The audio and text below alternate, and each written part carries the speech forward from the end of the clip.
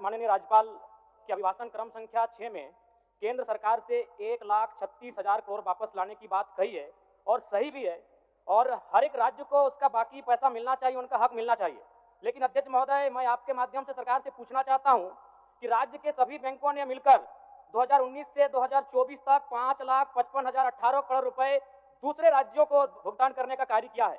Bank में जो पैसा डिपॉजिट होता है वो दूसरे स्टेट को जाता है, और अगर अभी देखा जाए तो झारखंड का सीडी रेशियो मात्र 36% है, जबकि आप तुलनात्मक अध्ययन करें तो आंध्र प्रदेश का सीडी रेशियो 110 के आसपास होता है, तमिलनाडु का सीडी रेशियो 115 के आसपास होता है।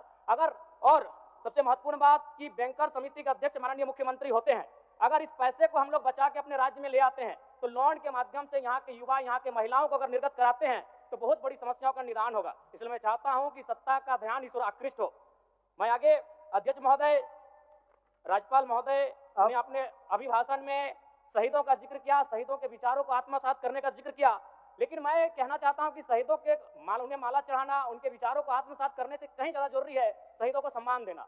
मैं एक झारखंड, चूंकि माननीय मुख्यमंत्री भी झारखंड आंदोलनकारी के सुपुत्र आज वो मुख्यमंत्री हैं, मैं भी एक झारखंड आंदोलनकारी का बेटा हूं, आज मैं विधायक के रूप में आपके बीच हूं, लेकिन आज असंख्य झारखंड आंदोलनकारी का परिवार है जो अक्षत विक्षत हो चुका है। इसलिए मैं चाहता हूं जिस प्रकार एसटी आरक्षण, ओबीसी आरक्षण और एससी आरक्षण, ईडब्ल्यूएस आरक्षण के साथ झारखंड आंदोलन की लड़ाई लड़ने वाले आंदोलनकारियों के परिवार को, आश्रित को 5% आरक्षण की व्यवस्था की जाए, ये मैं सदन से मांग करता हूं। अध्यक्ष महोदय, थोड़ा सा और समय लूंगा। अब हो गया जरा, जब सरकार का उत्तर होना है, अब सरकार फिर बाद में फिर सेकंड पारी में मौका मिलेगा। मान्यवर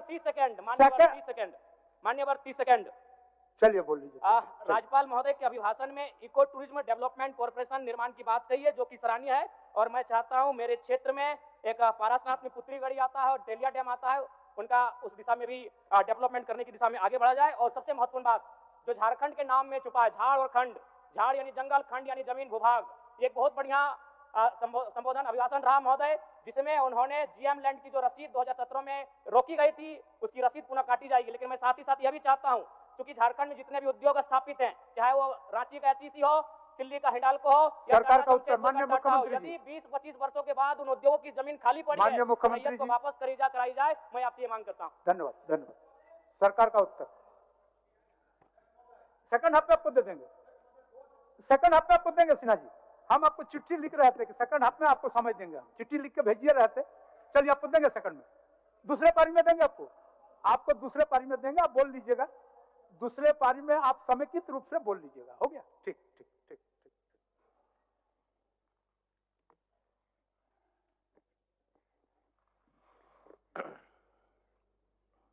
अध्यक्ष महोदय, आज